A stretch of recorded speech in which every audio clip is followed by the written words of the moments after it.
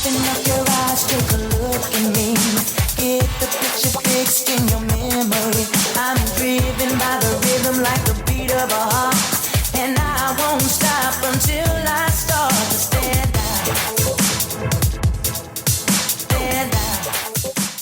All right, everybody, welcome back to LorcanaCast, the happiest podcast on earth. We are here with another Hot Takes episode with our special guests, the Glimmer Gang. How's everybody doing? I'm doing great. Solid like a snake. Oh, wow. Okay. Well, then we are going to have some fun talking about some GenCon, air quotes, tournaments, and then the decks that we've been playing and, maybe do a little bit of breakdown on what cards we're enjoying and whatnot. But for those who don't know who the Glimmer Gang are and the hosts and co-hosts, why don't you all introduce yourself and tell everybody what you do, what you talk about, and where they can find you. So we are the Glimmer Gang. Like Sugi has said, we are a competitive-based podcast based on Lorcana, so we focus on the competitive side of the game once the game does release tournaments, deck profiles, and all of that.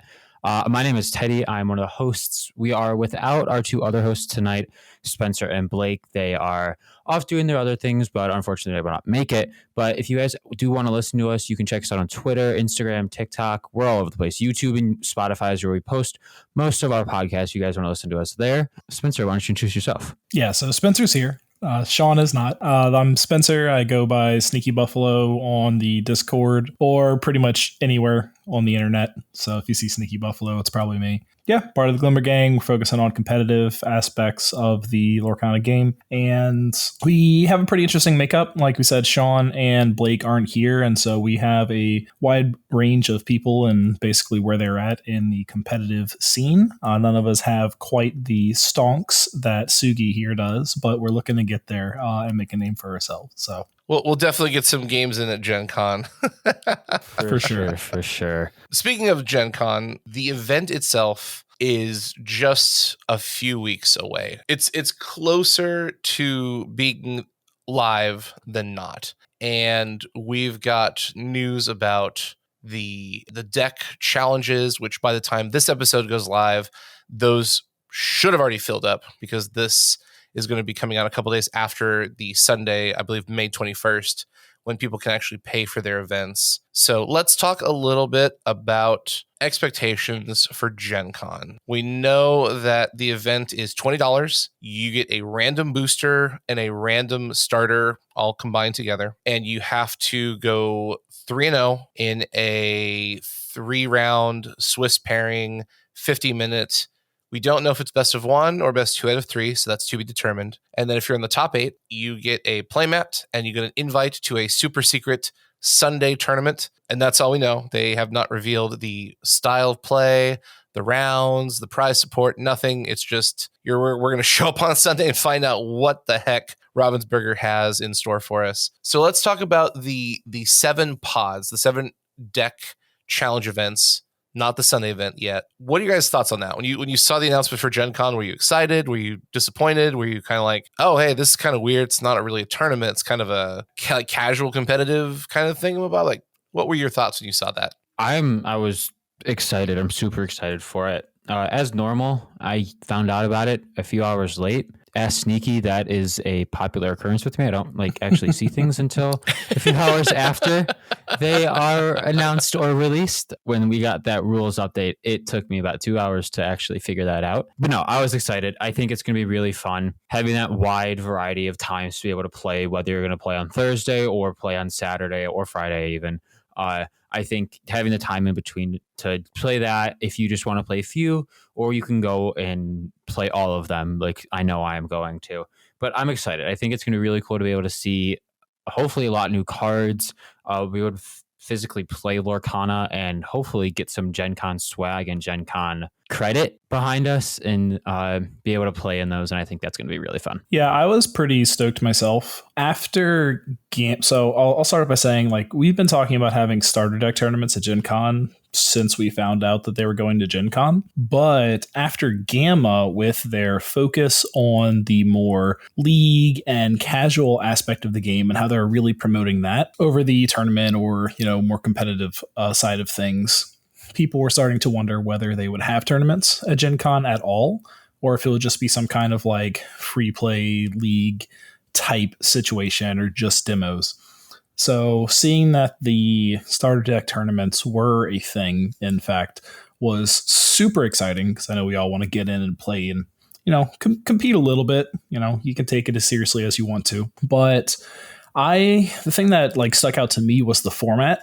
Like I was super excited to see the finale, having it, lead up to an actual, tournament sort of situation, having no idea what exactly that format's going to be. There's been speculation, is it draft? Is it some kind of multiplayer format? Is it some crazy Lorcana specific format that they've been brewing up in the backyard? Like nobody knows. And that's exciting. I also think like the way they set it up where you've got so many different pods, just gives you the opportunity to potentially compete a lot. You could spend literally all of GenCon doing it if you got into every single one, which is a little ridiculous, but it's a possibility. And I just think it's really cool. Like if you get into one, you don't do so hot, you get a deck that you don't really like very much or haven't been able to practice with, and then grab a couple of friends, each of y'all got a different deck in a different tournament, and then you practice that night, and then the next one that you've signed up for the next day you go and crush. Like that's kind of the play that we're thinking about, if we don't just go in and crush early. So I'm just pretty excited just to see how it all ends up working out in the end. So at the current moment, we have no idea what cards are in the starter decks. We have Gamma as a reference point, and they said that the cards we've seen have been like pared down. So there were 40 card decks. They're not necessarily going to show off every single card that would be in the 60 card deck. In fact, I'm pretty comfortable saying that there's probably cards in those decks we have no idea about. Just to clarify for those listening, they had demos of the yellow-purple deck and the blue-gray deck. So the red-green, we literally know nothing about. And then those other two colors, we have a semblance of kind of sort of what's inside of there. Do you think we're going to get any more pertinent information on what will be in those decks, or do you think we're just going to have to go in blind and figure it out along the way? I want to hope that we'll get them, but I feel like part of the fun in going into those tournaments is being able to just like, okay, you get this deck, go and play it, figure it out as you go. And I think that is something that could be beneficial. It could also not be beneficial because there are going to be people that play, if we do get these decks early, there are going to be people who practice them and know them like the back of their hand before they're going in. And there are also going to be people who don't necessarily play them all the time. And maybe they know the list, but they don't know like how to pilot it specifically. And so I think it would be cool to have them before and be able to practice them. But if they really want like to keep it as an even playing field, I feel like they don't really reveal as much to give that more not knowing what's coming type of feel to it. My thought process is, in today's day and age, when it comes to the retail space, people expect to know what it is that they're buying, and that's especially true in the TCG space.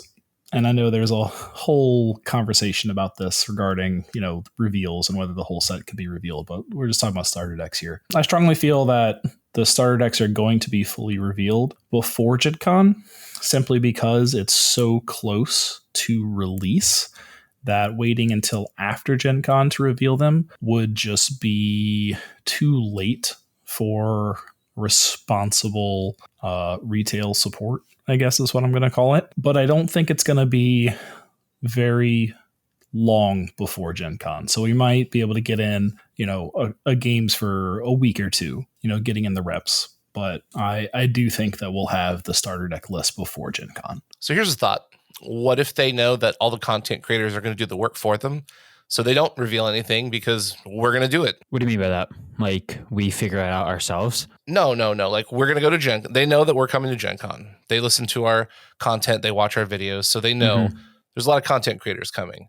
So Ravensburger doesn't have to do anything. We're going to do all the work for them and say, hey, I just cracked open my starter deck. We're going to take pictures and post it on Twitter immediately because we're going to have time to like go through the deck and sleeve it, open our booster pack and slot in some cards. So of course, all the content creators are going to showcase whichever deck they get. So the information on what's in the deck will be all over the internet, all over Discord, all over Twitter. So Ravensburger really doesn't need to do a single thing. all that information is going to be dispersed across the board. And then if they wanted to, they could also, publicly do a tweet or post on their social media account. So for some reason, someone was not paying attention and didn't catch what the content creators in Discord and internet are covering, and they're only following just the Disney Lorcana page, boom, there's that information. Yeah, I could see that. I think obviously, like, content creators will post stuff. There will be stuff that goes out like that. Like, it will not be hidden for a long time at all. But like Sneaky was kind of saying, I think if they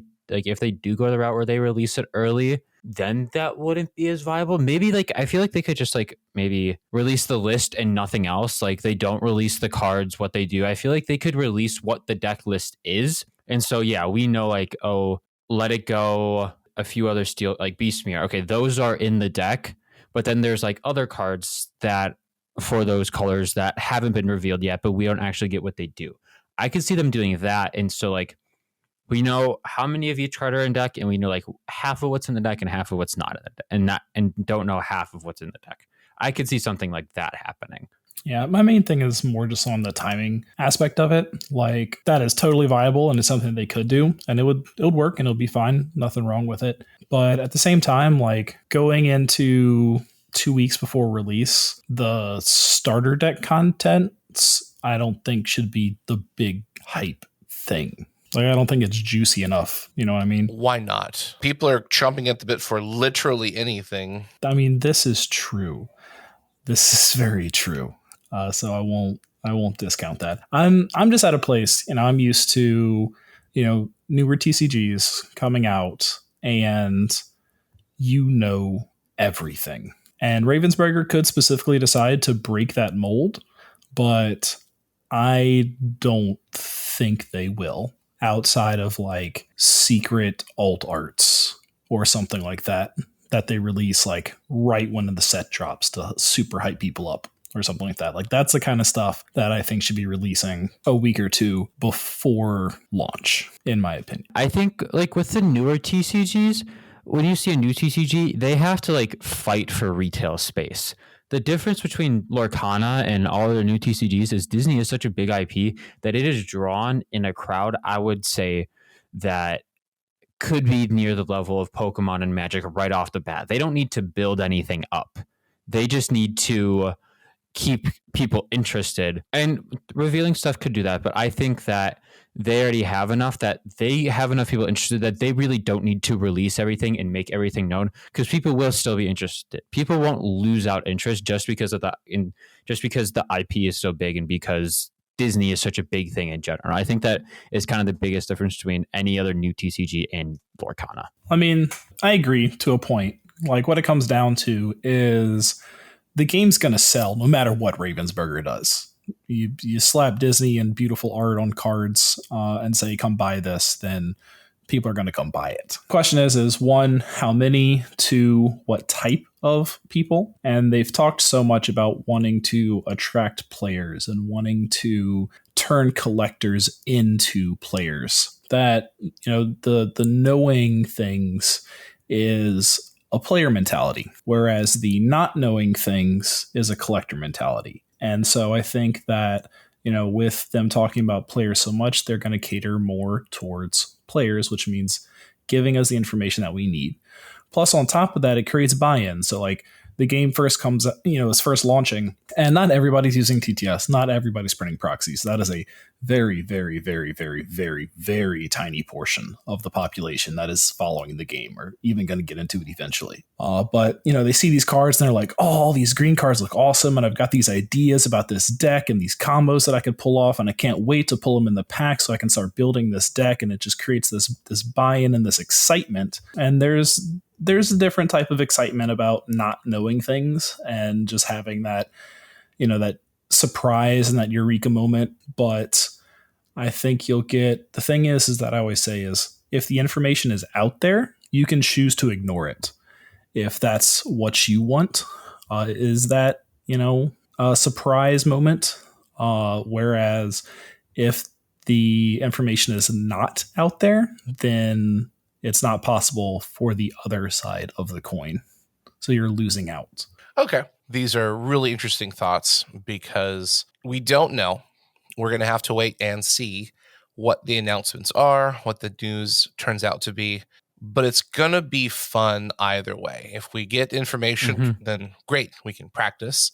If we do not get information, then we get to show up, crack packs, and experience something akin to very old trading card game events. I remember playing Pokemon tournaments with like the base set and Jungle and Fossil, and you would show up. I remember when Team Rocket was released at an event, and we were cracking packs, and there was a constructed tournament, and so everyone's just running around going, oh my gosh, this is cool, and people are like, what is it? It's like, oh, here's this Gyarados, oh, here's this Rockets card, and so on and so forth. And it's really fun because we don't get to do that anymore. Everything is already readily available weeks or even months before you get to actually have your product in your hands. So I wouldn't mind going back to some old school TCG stuff where you're on site, you crack open your starter deck. Oh, wow, here's like 5 new cards. I have no idea what they do. Let me look at them. And then you open your booster pack and you know some of it and you don't know all of it. And then you have to start thinking, does this card work with the synergy? Do I really want this card in here? Do I want that card in there?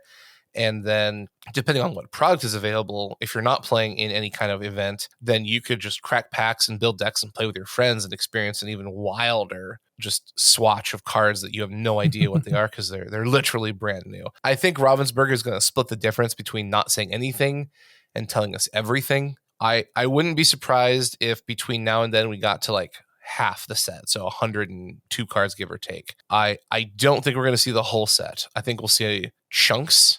But the fact that they've been offline for a month is a little telling. I do know there's some changes internally with different staff members leaving and positions shifting and whatnot. But still, that doesn't mean someone couldn't post something within a month. Agreed. So the only thing I can think of is they're either highly regulated by Disney on their social media, which I don't believe whatsoever, or they're setting up a new marketing strategy so that they can get that information to the players and onto social media in a proper and strategic fashion. So I would believe that more than, oh, we're just dead in the water. But we'll have to wait and see. If we don't see anything in the next like month number 2, then they're definitely like holding them back, like all the information from us. God, let's not go through that again. I think we have to realize that like we're 2 months and 3 days away from game store release. It's not that far at all. We're a lot further along than we were in November or December of last year, obviously, but they are definitely in a different water than they were along a few months ago in how they want to go about things because we are so close now and the game does release. It's going to release before we know it, I think. And I think that's something that I don't know if I've realized yet that like it's very close to being out. Well, the thing that's weird is like now is when you normally want to be building the hype train, like starting it up and getting it rolling really hard. But we're in a state of dead silence. So I'm wondering if, one, it's just a situation they talked about where they're just trying to refigure things out just because of stuff that's going on. Maybe everything got thrown off between, like you said, the staff moving around and then also the quote unquote leak with the game rules coming out early and things of that nature. Or I wonder if, maybe it's just a situation where they actually don't want a hype train going because they're already overrun with demand and they don't want to be building up a whole bunch and disappoint people at the very beginning by bringing more people in than they can support at the beginning. And maybe we'll see a big hype train push post-launch preparing for Wave 2 and Set 2. So there's a lot going on that I think's interesting, and I'm excited to see how it plays out. And like you said, Sugi, at the end of the day, no matter what, we're going to have fun. Like if we don't know anything and we're in there cracking packs and finding, awesome cards we've never seen before, sweet. Like it'll be a fun time, especially with all the CCs together at GenCon, just having a good time. So I definitely look forward to it. Question really comes down to whether there's going to be troves there or not, because as soon as somebody pops a trove, the whole set's spoiled. I mean, you will probably need a couple troves, but yeah, you're right. With such a huge amount of cards and 8 packs, yeah, if they're popping troves by the end of day 1 at GenCon, we'll see everything. Well, it's the player's guide. It's supposed to have a list of all the cards, like a collector's list, kind of like the old school. You're right. I forgot about that. It's the fat pack like magic checklist thing. Mm-hmm. Like that book that comes in like the lead trainer box and stuff like that with the entire set. Yeah. Yeah, I guess if they have, but we don't know if that's going to be there. Like Right. the fact that they have so many starter deck events. I think it could be like one of the prizes for the final tournament. Ooh, I could see that. Because there's only going to be a very small select amount of people at that tournament, and so that one person will get it, and they could be a content creator or they couldn't be. But that's like, okay, Gen Con's done. Now you have the release coming. This person gets the rights to post it to their social media, and then the set's out. I think that could be a very interesting way of doing it, in that Gen Con's over, the next part is the in-store release, so I could see that happening. The only argument I have to that is between Thursday and Friday and Saturday, there's going to be so many packs cracked and so many people on the internet. Sunday, I'm pretty confident by Sunday, the entire set will have been spoiled some way or another. Just through the packs? Well, think about it. What did someone say? They have to have 2,400 starter decks for all the events they posted. Okay. Yeah. Multiply that. So even this, think about this. Forget the demo learn to play events. There's seven tournaments, 60 people. 7 times 6 is what? That will be 420 starter decks that are sold. We're not accounting for individual players. We're just saying if those all we're going to fill up. So 420 booster packs are going to be in the wild with 12 cards apiece. I guarantee you we're going to know what the entire set is by the time those packs are cracked. So treasure trove or not, the tournament, the deck challenge should be suffice enough to have the extra cards we don't know posted on Twitter and the Discords and so on and so forth. Yeah, and I just did the math, and it's 5,040 cards that will be open just in packs, not to mention what is actually like in the starter deck. So you're right. There's a very high chance that all of the cards get posted and found. Now, I do agree that the prize support could very well be troves, just because if you're in the top 8 to get to the secret event, and then you're in the top 8 of that group, you've definitely proven you know how the game works and you're a competent player. And I think that'd be a cool prize to say, hey, here's a treasure trove, like here's pack support. You've earned it. I think that would be a super cool prize support because it's not necessarily super expensive. It's really, really cool for the people who just got started. This is the first semi competitive casual tournament. But if you say, hey, top 8 gets to walk away with a treasure trove, I'd be more than happy. If you said a booster box, I would be ecstatic. But I mean, a treasure trove is perfectly fine. I can see first place getting a booster box or something. I don't know if there is going to be a first place. That's what I can't tell because they said there's prize support for the top 8, but they haven't stated if it's like descending, like prize support for like first, second, third, or if it's just like, hey, top 8 gets top 8 like you did when you beat your pod. True, but I could see that. This is just my point of view. I see that like Sunday final tournament being a lot more competitive than the starter deck tournament. I think it'll be a draft. That is my prediction. Following up on, what Teddy's saying, I think draft is likely as well, just because, you were just talking about it being a reward, getting the troves and things of that nature. And I think getting, the idea of a draft and getting more product into people's hand is a reward in and of itself for making it to that top 8 portion, which is why like something like draft or sealed would make a lot of sense to me. Plus, it also keeps people on a more even playing field, similar to the starter decks. Obviously, those that know a little bit more about the game and the cards that are there and whatnot are going to have a little bit of an advantage. But at the end of the day, it comes down to what you're able to pick up and the deck you're able to build with it and how you pilot it. So I think like of known formats, I think it's the most likely. Some people were talking about a multiplayer format tournament, which I personally would hate to see because free-for-all multiplayer is just in a tournament setting just gives me shivers, especially with Lorcana and where there's like you're playing to win, not to lose, and it's just super, super political. And alternatively, like I hope that it's some kind of secret format in general, like just something that they've been cooking up in the smoker and have something like crazy cool for us. But if it's not that, then I think it's most likely draft, just because of the even playing field and the fact that it's rewarding just to participate in the draft because you end up with cards in your hand. Yeah, I could absolutely see that. I also want it to be draft. I just don't get the feeling that with such a casual friendly style of event and attention to the newer player that they're going to go, hey, here are these like starter deck events, have some fun, play 3 rounds. If you get to the top 8, now it's draft. Like, wait, what is a draft? Like, I feel like that might be throwing people into the deep end a little too heavily. It's possible. I love draft. I would love to see it. I do agree multiplayer might be a little bit too casual. I think the safe bet is a sealed event where you get to pick your starter deck and then everyone gets like 4 packs plus the pack inside the starter deck. And then you actually get to have a legitimate sealed event. So anyone who's played can participate because you've understood the functions of the starter deck. And then you just, if you're a new player, you put cool cards you think are awesome in. And if you're a competitive player, you somewhat understand the ratios of your CMC, your strength, toughness, your special abilities, the lore on the card, and how functionally and strategically or synergistically it blends in with the starter deck that you've got access to. Yeah, that's definitely something that we've talked about. I would love to see that myself as well.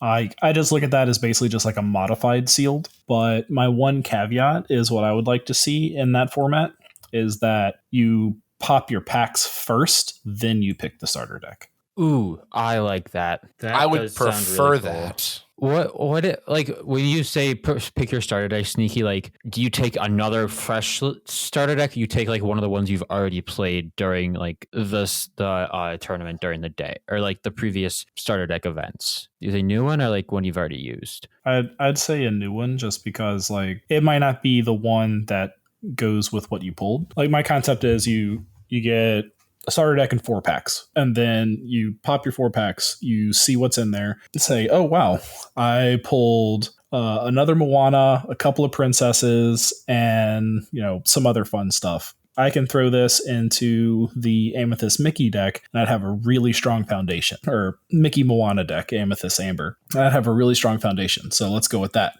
But maybe I played Emerald Ruby in a previous tournament, so I don't have that, and the cards that I got don't really support that as well. So that's my concept there, is you pop your back, see what cards you have that can support the starter decks, and then choose your starter deck from there. Just a little bit closer to constructed and a little bit less random. I think that would be a really interesting way to see the finals play out. I'm just excited. I'm really not too worried about it because we really can't use this event as a metric for who is like the best player in the world.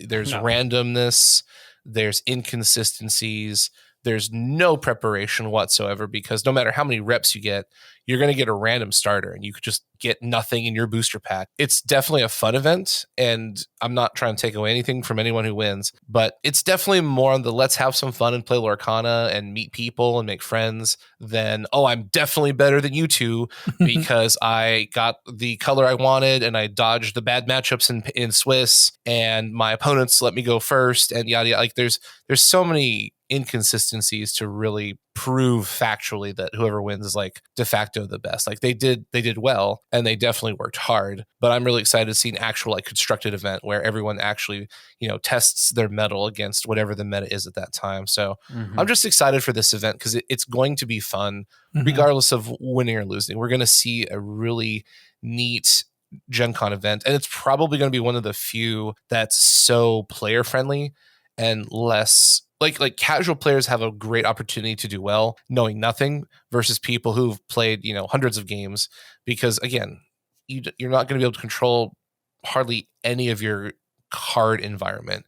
You have to be able to pilot what you get, adapt on the fly, and sometimes you just don't get anything. Like I'm positive there's going to be people who get a starter deck they don't like or they don't want to play or they don't know how to play. And then there's like no cards in the booster pack that help. And so it's just like, well, I guess I'm playing vanilla.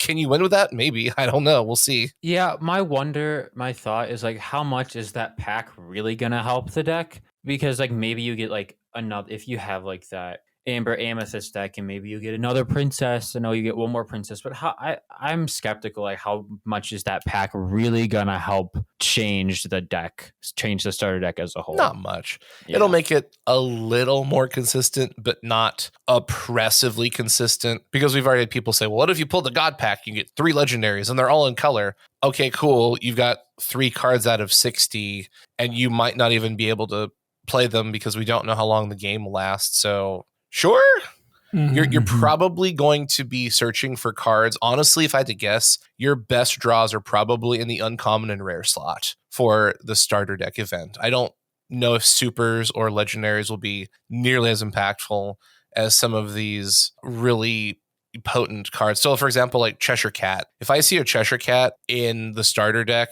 I'm going to be happy. But if I don't, and I pull it in a booster pack and I'm playing green, that goes in immediately, and I'm going to mulligan as hard as I can to find that card. Because it's a really big problem for people to deal with, and most people don't want to deal with it.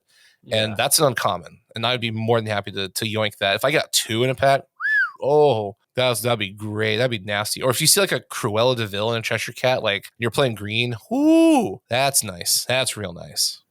Yeah, I think it's kind of like Pokemon, like the pre-releases in a way. Like if you get like an EX, like any of those big V, EX, GX, any of that stuff, you're kind of set. Because like you have that card that people really can't knock out that all too easily. And while in Lorcana it might be a little bit easier to take things out, those like known cards that like can do damage, it can do like things really quickly, those will be a very big buff to these decks. On average, you're going to end up with 4 cards in color, and whether those 4 cards are valuable or not is an entirely different story.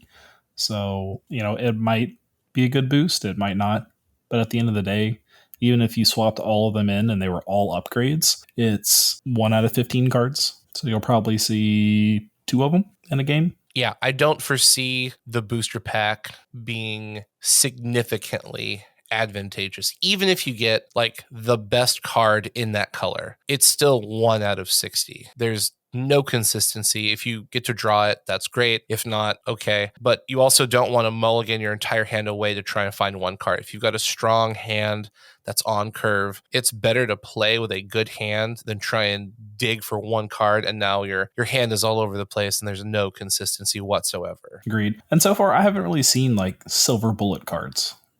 I don't think there's anything that, one of is going to completely change the entire game. Well, and speaking about, constructed decks and cards that we hope to see in our booster packs for GenCon, let's talk a little bit about the decks we've been playing. What have y'all been throwing down with? What have you been testing? What have you found that you like a lot? And have you found anything you don't like? You're like, I don't like this combo. I don't like this certain character, whatever. What's been your testing experience over the past couple weeks? For the past couple of weeks, I actually haven't played much Lorcana. I got my wisdom teeth out a week ago, so I've kind of been on somewhat bed rest, and it's been hard to actually like talk and like play through a game. But I know like I like princesses. The princess stuff is what I've been playing a lot. I'm not a big fan of Emerald, honestly. That Cheshire Cat, I just can't get I can't like it. I mean, obviously I know it's good, and like I will learn it down the line. Like I'll force myself. I'll make myself learn it just so I know how to play against it. But it's like that combo is just not it for me in my mind. I like the princesses. I like being able to go aggro and stuff like that. The Mickey Broom Rush has been really nice to me.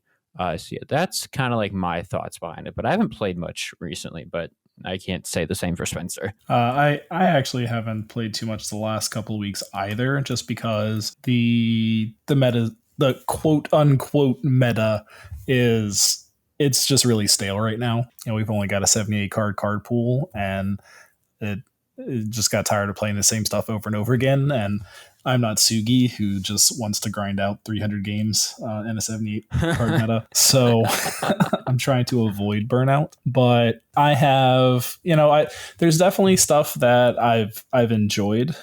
I've actually been rocking the Hades deck, and it's just really fun. It's not good, but it's fun when it works. It's just really rewarding. It's a very, what is it? Johnny? Is it Johnny combo player? Yeah. And yeah, it's just a good time when you just sit here and like you do nothing the whole game but build up a board. absolutely nothing. And just draw, build board, and then drop your Hades and tap in for 26 lore. And it's like, woohoo! You were at 19. Should have got there a turn earlier.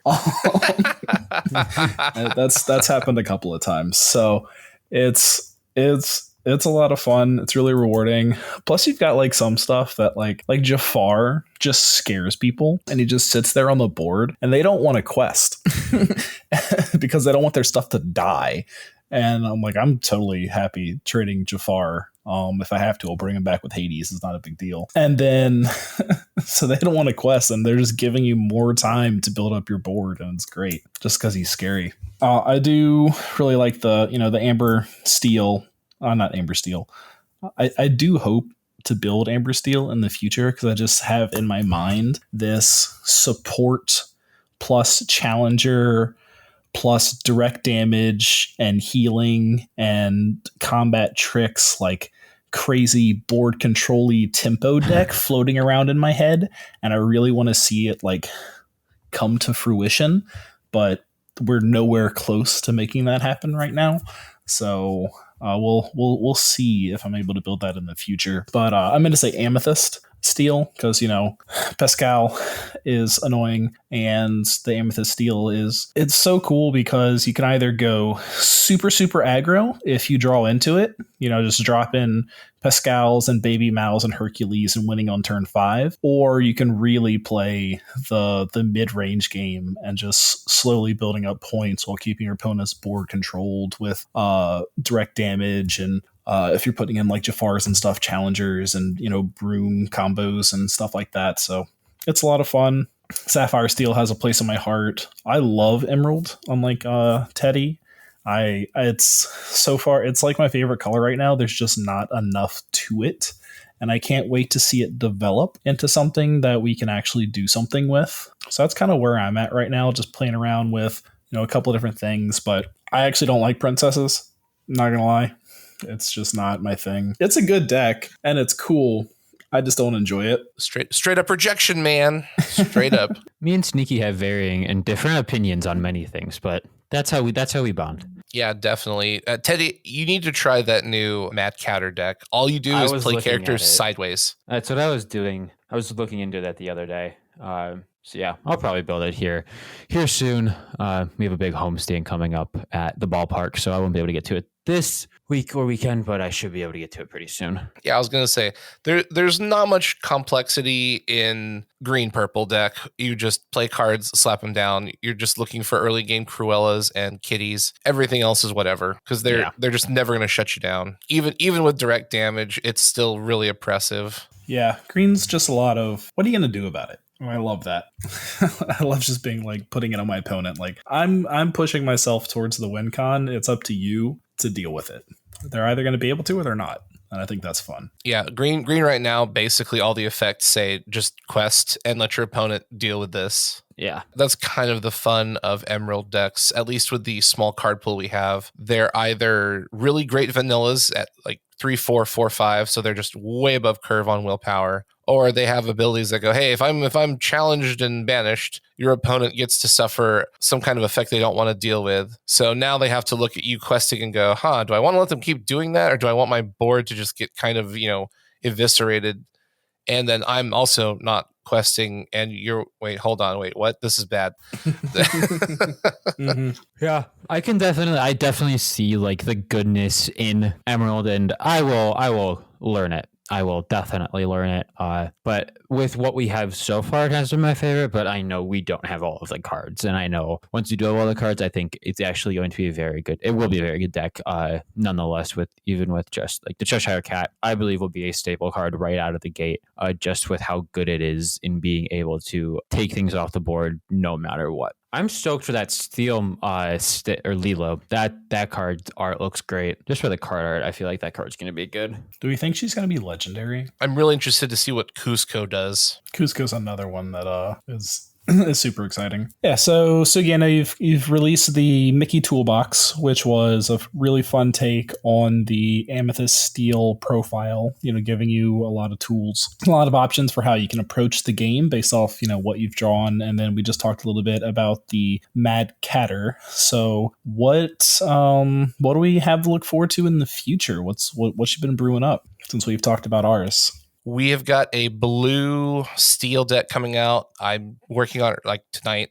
So by the time this comes out, we should have already revealed it. It's called Guns N' Roses. And the idea behind that deck is blue has the best lore batteries in the game. Almost all of their characters have 2 lore pips in 2, 3, and 4 drops. And then you pair it with steel to get, what am we looking at here? Kristoff has 2 lore pips at a 3 drop. Beast has 2 lore pips at a 5 drop. And then you have Captain Hook, Forceful Duelist. He trades super well into Olaf as well as Kitty. And then you've got removal spells like Cannons, Smash. So Smash is great for taking out Cruella because she doesn't trigger off of removal. Cannons are great for taking out Baby Maleficent. Pascal's really your big target. You need an answer to small, evasive characters. And then you have Let It Go to deal with bigger bombs if you face like a mid-range or a zoo deck. And you're just trying to outpace your opponent. So if you face an aggro deck that's never going to attack, like Mad Catter, you actually have better lore economy because the Mad Catter only has 2 characters that really accelerate the lore, and that's Baby Maleficent, who you can burn or attack, and Kitty, who you want to save your smashes or your Captain Hooks for. So you technically have, let's see, 8. You have 12 answers to Kitty. You have 1 prime answer for Cruella, which is Smash. If you have to, you can use 2 Fire the Cannons. You really want to get her off the board with a removal spell or an action or card, not an attack, because she'll just bounce your biggest thing. And if that happens, you've probably lost the game. You really can't let Cruella go off. It'd be better to have her tap for lore and then you quest for lore also, because 9 times out of 10, your bodies will tap for 2 and the Catter will tap for 1. So you should outpace them significantly. And then once you find, Let It Go or a Smash, you just take Cruella off the board and your board state is fine. So this is a deck that doesn't mind racing against the Catter, because if you can get established equal to them or faster than them, you'll just win the game. You obviously want to go on the play, which means you want to go first. So you can get your first thing down on the board. So if you can, it's kind of nasty. If you throw a Captain Hook on the board first, then your opponent's going to have to think, because if they play an Olaf, you can kill the Olaf. If they play Pascal, okay, sure, it's Pascal. We know how that goes. If they play a Baby Mal, you can easily take her off the board. So Hook can scare people off of certain plays. And then your turn 2 is Baby Aurora, who can, tap for 2. Turn 3, you're playing Belle and Jasmine, and Kristoff. So you see those for 2. Turn 4, you've got access to a lot of different opportunities. You only have Maleficent on curve, but again, she taps for 2. You could play, 2 drops or a 3 drop and a burn spell or whatever combination. 5 drop slot is going to be for Beast and Let It Go. And then once you hit 6 ink, you can play pretty much anything. You have a couple Robin Hoods in here as an answer to red evasive. If you ever see it, we just don't know what Goofy quests for, so it's just inconsistent. Mm-hmm. But Robin Hood is an answer to Pascal if for some reason you've got to turn 6 and haven't just won by that point. So if things stall out, you've got answers to pretty much everything in the field right now. You can base race, you can kill, you've got removal, you've got speed.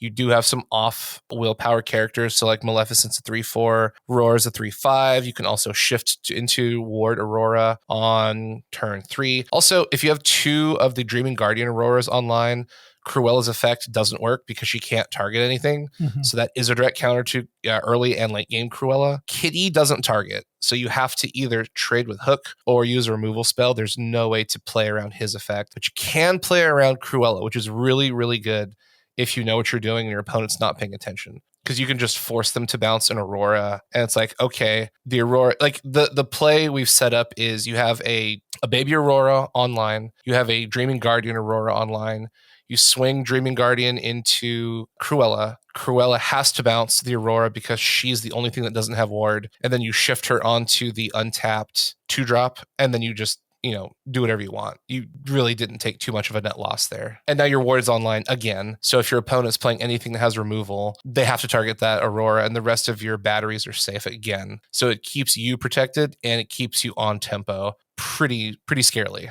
Yeah, that sounds I like the Sapphire Steel that I run just a little bit more aggressive. And then I just find such a hard time fitting Kristoff into the deck because there's so many good 3-drops, and I love Hercules and I love Tinkerbell, and usually he just doesn't make it. But like I said, your deck's running fairly more aggressive than what I'm trying to do, and so I'm definitely excited to try it out and see how it goes. Tink is definitely in the deck.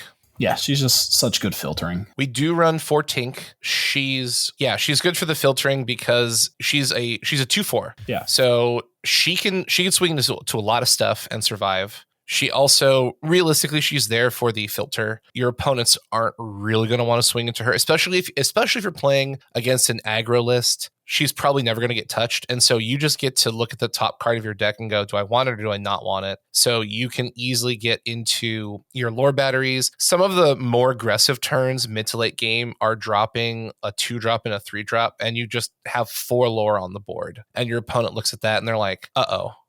Because if you're playing in the Mad Catter deck, you can do that with Baby Mal, and one Baby Mal and one Cheshire Cat do the same thing. The problem is the moment the Baby Mal goes sideways, she's dead, and your characters aren't, because guess what? You have a 3/3 and you have a 2/3 or a 2/2, and that's just such a great trade in terms of economy, because you can use Tinkerbell to eat Baby Mal's all day long. She can easily switch from being a filter into a low to the ground removal piece.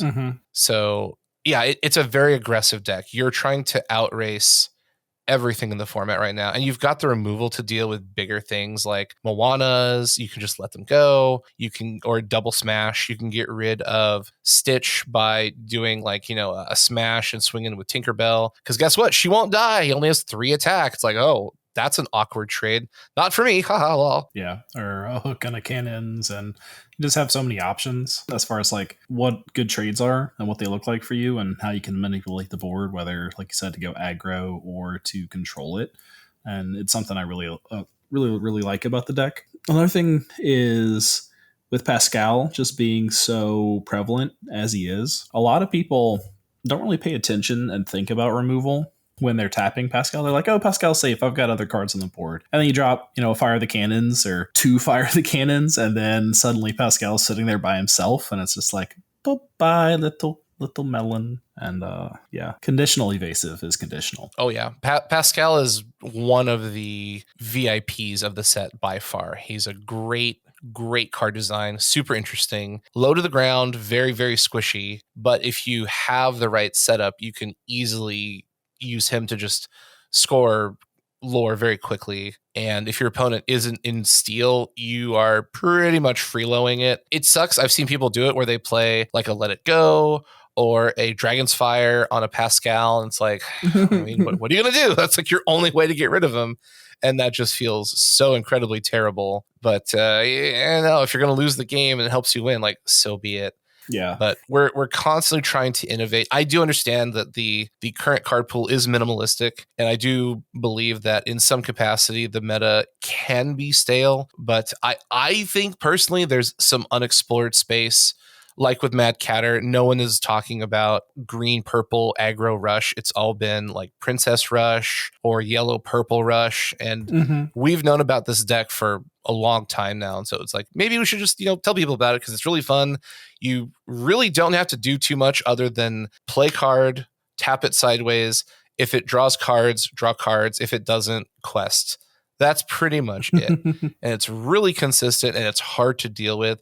So it's a really good deck for casual players to pilot because it's essentially red deck wins in Lorcana. Like, you're just slapping down characters and questing, and your opponent has to either beat you at the questing game or find an answer. And while they're, challenging and banishing your characters. You're just playing new characters, which means you're getting lore and they're not. And then over time, your characters are dealing damage to theirs, and then theirs are dying, and they're still not gaining lore because they're challenging into you. And so it kind of compresses all these bad scenarios for your opponent where they can't stop you. They have no board. They have no lore. They have no removal, or they don't have the right removal. What do we do? Yeah, I definitely saw some of that in. I'm in the French Discord trying to learn French right now, and there was some of that in their meta, some Emerald Amethyst rush type situations, but their meta is very, very heavy on Ruby, which is not the case for us. Like, do you have any thoughts on that? Yeah, so the French tournament that played out utilized a Goofy package. So the idea was you get the 5-drop, 3/4 evasive Goofy on the board, and you just kind of quest for the rest of your life freely. And the problem with that is they are predicting that Goofy has 2 lore on his card. Mm-hmm. And after testing that out very extensively internally and with other people not on our team, we all agree that that feels really overpowered. If Goofy, because we don't know the rarity, that's the other problem. So like if Goofy is a 5-drop 3/4 with 2 lore, he's got to be a rare, which means Tigger will be a 6-drop 4/4 with 3 lore at super rare. I personally don't think Goofy is a rare. I think he's an uncommon, and I think it's 1 lore pip. So the problem with the French tournament is it was predicated on a card we know nothing about in terms of win condition. So it's tricky because if he is a 5-drop at 2 lore, that deck is insane. If he's not, that deck is much, much, much, much, much, much, much worse. It's just hard because literally all the games we played, the moment you get Goofy on the board, if they don't have removal, you just kind of win because you use Goofy to do the questing and everything else just keeps their board on lockdown. And then if you have anything left over, so like your Fiery Usurper Scar, the 5/3, he can trade with everything in the game except Moana. He doesn't die though if he does. Like you swing into Moana, but like here's 5 damage, haha, casually. The rest of your package includes like Donald Duck is a 2/3, so he's off willpower. He's got that extra butt size, so he can trade pretty quickly. You do have 8 removal spells. You have the only removal, like hard removal packages in the game. So once you get to 5, you drop Goofy, and then after that, you're just throwing out Dragon's Fires and let it goes on anything that they have that quests for 2 or more lore. You don't care if they have 1, but the 2 and 3 lore, just gone. See you later. Mm-hmm. And then, I mean, you've got it's a great deck. It's a really good deck. The problem is it has 2 major problems. 1, Goofy, we just don't know. And 2, it loses really consistently to Catter. Like we've tested the Mad Catter into that deck and it just can't compete because it needs to get to turn 5 for the Goofy package. And the problem is you can't play any removal spells until turn 5. So by turn 5, you're generally sitting on like 12 to 14 lore with Mad Catter. And if they get to turn 5 and they drop a removal spell, they've only gotten rid of 1 thing on your board. And between Cheshire Cat and Cruella de Vil, like anything they swing into, you just bounce back on out of the board into their hand. So now you're sitting on like 3 to 5 characters, and they're sitting on like 2. And again, you're just questing like mad. You slap down Baby Mal, tap her sideways. You slap down Dr. Facilier is one of the most underappreciated cards in that deck because he's a 0/4 and everyone's like, well, he's a challenger. No, he's a card that you swing, you tap for 1 lore and they have to swing 2 characters into him, which means that's 2 characters they didn't quest with. Mm-hmm. If you're playing in blue, that's usually 3 lore they don't get or 4 lore they don't get because they swing in like, a Fishman and a Aurora, or maybe like 2 Auroras. Like he's such a great trader in terms of lore economy and board state because he's so deceptively nasty. Even for 1 lore, being able to get 1 lore and deny them 2 or 3, super nasty, super, super disgusting. Mm-hmm. So yeah, the blue-red deck, the Izzet deck is good, but it struggles really hard against like hyper aggro, like red deck wins stuff because it has big bodies, which are amazing. But if you're getting bounced off the board or you're getting banished with Cheshire Cat, what do those big bodies mean? They don't mean that much at all. And by the time Goofy hits the board, it's kind of too late if you know what you're doing with Catter. Like if you mulligan well and you play on curve, they're just so far behind. Like, okay, cool. Goofy can quest for 3 and you still can't catch up at that point. You brought up a really good point there that I don't really see talked about enough, and I think it's so critical to the game, is that aspect of lore denial. Of if you're forcing your opponent to challenge your characters, you're denying them lore, which is buying you time to be able to succeed on your game plan and get there faster than them. So, people, they freak out about the Ruby Aladdin and his lore stealing ability, but every character steals lore if you're forcing your opponent to challenge them, because your opponent just lost the opportunity to gain lore because they had to deal with your board state. And that's going to be such a critical aspect of the game that it's not talked about nearly enough at all. I think lore denial is a very, very technically advanced perspective on the game because it's not inherently clear cut. When you look at the rules and you look at the game and you look at how the game functions, it's very loud in saying, hey, you need to get to 20 lore to win. That is very, very present in all the forms of media, all the videos. Hey, you got a quest, you got a quest, you got a quest. And then on the other side of that coin, there's the challenging part that's laid out as you can use the questing mechanic to deny your opponent's characters on the battlefield. You could slow them down. And like mechanically and functionally, it's a true statement. If you take out their characters and you have more characters, you do win the game. The problem is they're not actively talking about the trades and the economy in terms of how many characters do you have to quest to take out my character. And Facilier is a great example of that. At first, when he first came out, I actually hated this card. I thought it was really bad. I thought it was one of the worst cards in the set. And then I started playing the game a lot. Like I've got like 400 or 500 games under my belt. And I started to notice, I was like, wait a minute. He does all the things I want. He doesn't deal damage. I don't care about damage. I don't care about killing your characters at all. But he makes you exert 2 or even 3. I've seen 3 characters go into him. And that means those are 3 cards you didn't do anything with, or you expend resources and removal into him, which please kill my 2-drop with 2 fire the cannons, or please throw your 3-drop smash and a character into Facilier. Be my guest. Please take my money. That's like such an unfair trade for you because I spent 2 ink, 2 mana to get a lore, and you're spending, 3, 4, even 5 mana in bodies or removal spells and bodies to take him off the board. Great. That means my 5 mana can be playing like, a Sork Maleficent. I get to draw a card, and then I'll play like 2 Baby Mals, or I'll play a Cruella de Vil and a Maleficent Sork and I get to draw a card, and I have a bouncer. Like, dude, my 5 mana is being spent way more efficiently than your 5 mana if you're trying to get Dr. Facilier off the board. Please.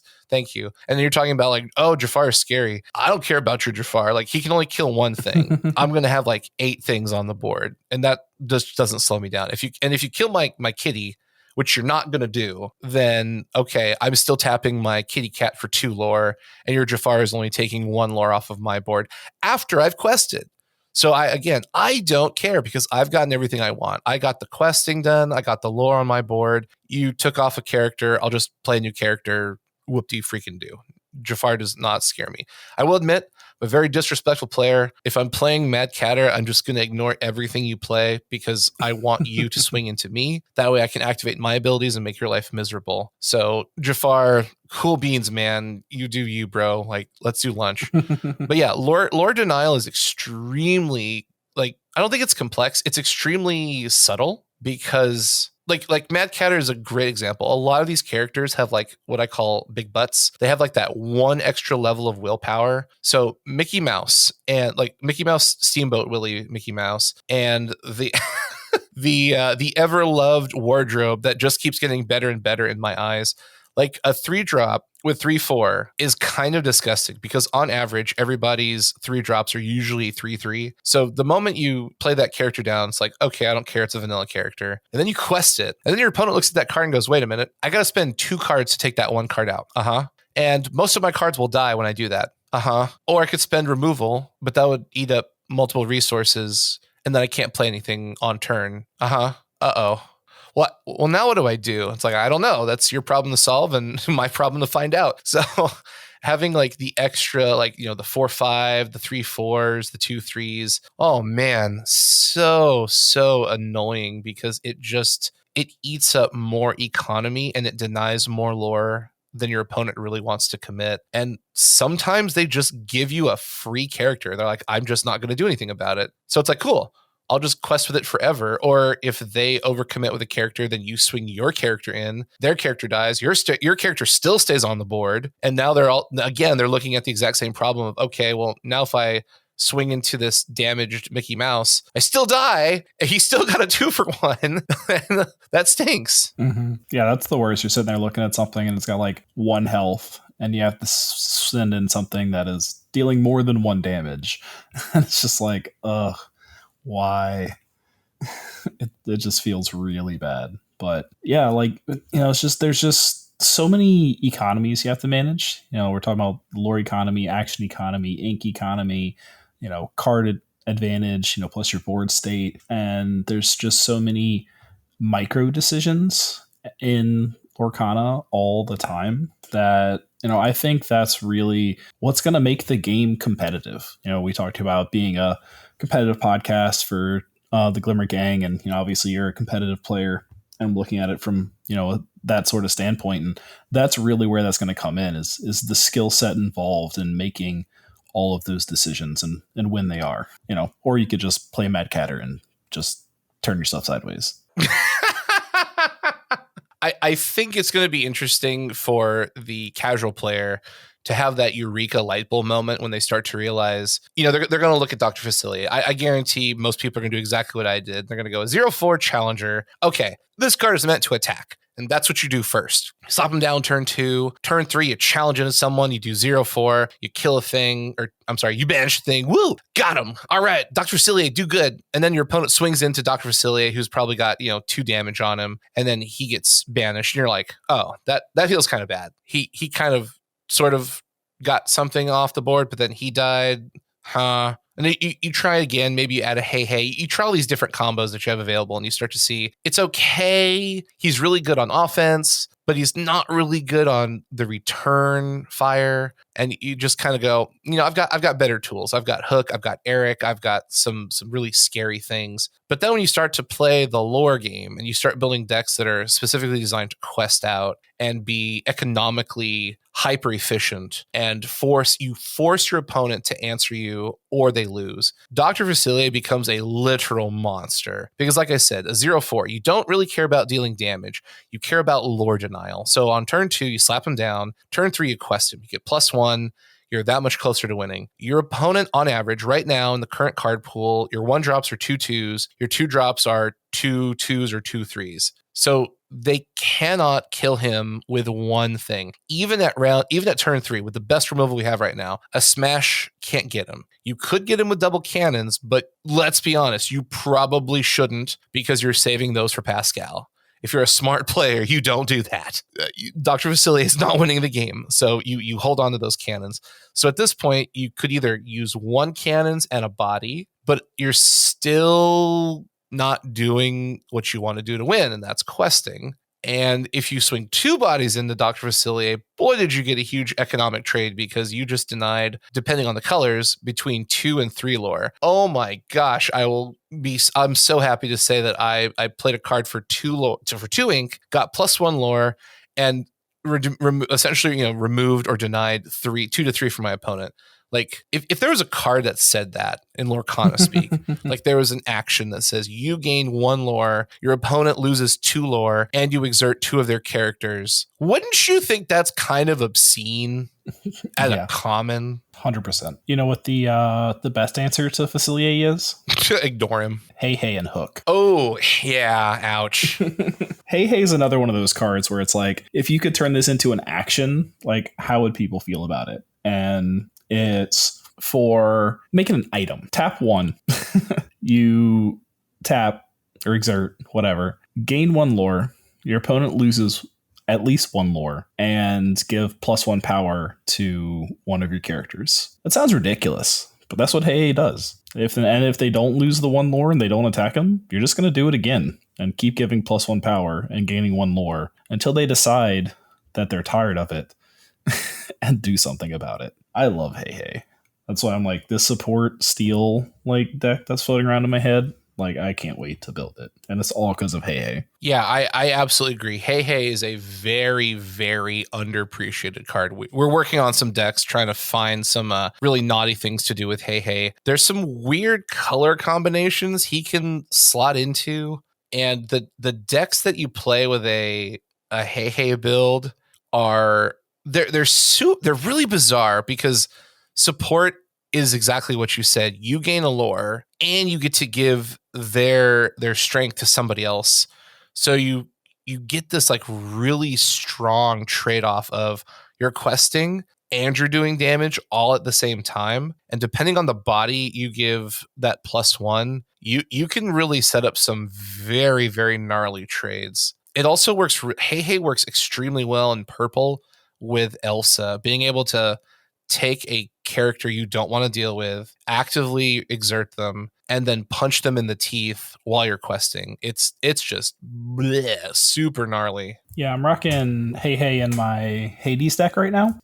Literally just because it combos really well with, if I do want to go aggro with Facilier, bumping up to a 3 makes him a much, much bigger threat. But then also with Jafar, it lets you one-shot Moana, which is great. Mm-hmm. And then it's a really good combo with Brooms, if you've got the Broom package going on. Yeah, here's Smash on a Stick. Enjoy.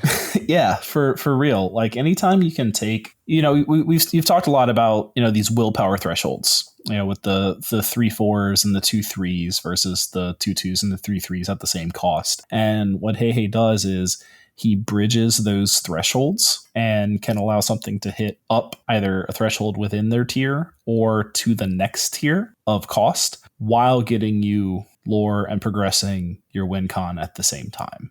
And he's just such a good card. I love him. Plus, he's a derpy little chicken. He is quite literally a boat snack. Yes, you are correct. I think actually in the current state of affairs, I think Hey is the most devastating with steel because of Bodyguard. Having him behind a Mickey Mouse Musketeer or a 3/3 Hercules is really disgusting. He can pump up Hook. He can pump up Eric. There's a lot of cards in yellow that are equally scary.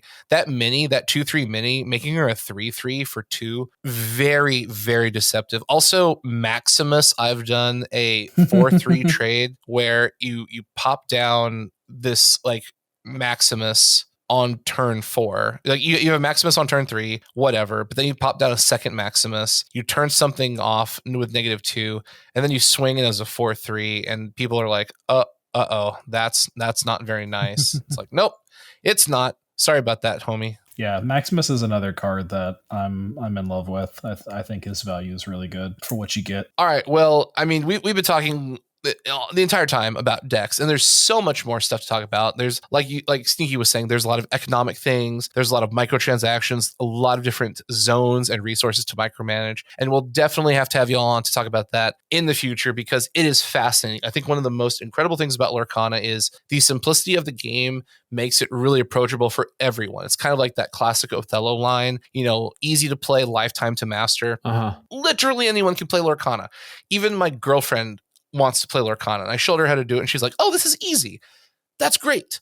But then when you really get like under the hood, you start looking at the mechanics, and you start looking at the way it's worded, you start looking at the interactions and all of the little things that are very subtle, not as readily available upon the first look at the game. Mm-hmm. Lorcana becomes fascinating because the simplicity of the game does not deter from the complexity of what can be done with the tools available to you. And I think that gives Lorcana a longevity that we weren't really expecting, honestly. Mm-hmm. So we'll definitely have to sit down on another episode and chat about the decks we're playing, the cards we're enjoying, the mechanics we're seeing. But Glimmer Gang, where can people find you? Once again, tell us about your social media, tell us about your content, give us a hint as to what is coming up on a future episode so we can get excited for it. Yeah, so we are available on most of all platforms. Like I said at the beginning of the episode, you'll find a bunch of stuff. We are mostly active on our Twitter, and there is a new short series that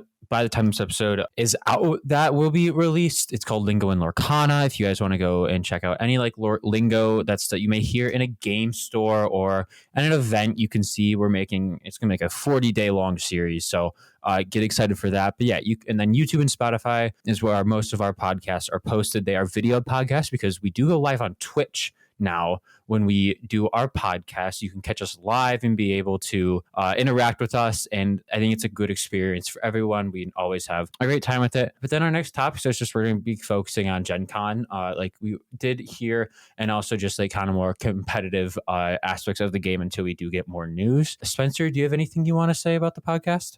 Nothing in particular other than it's just a great time. Just come hang out, chill with us, listen to our hot takes. Sometimes they're great, sometimes they're terrible. Y'all can decide which ones are which. And please, when you do decide, let us know. Hit us up on the comments in YouTube or join us on Twitch live and tell us how terrible we are in person. And I definitely look forward to seeing y'all around and hearing what y'all have to say. Awesome. Well, thank you so much for coming on. We really appreciate you. Thank you to everyone who listened through this entire episode and was able to, maybe glean some knowledge from these fantastic guests because they definitely know a lot about Lorcana. So thank you for joining us. We will see everybody next time. Make sure to like, subscribe, follow. We are on YouTube. We are on Twitter. You can also find us on Apple Podcasts, Spotify, Google Podcasts, all of that good stuff. But we are here to talk about Lorcana. If you have questions, we're more than happy to answer. We will see everybody next time. So thanks for joining us. And remember that Ohana means family, which means nobody gets left behind and nobody gets forgotten. The sticky wheels always getting the grease. I'm so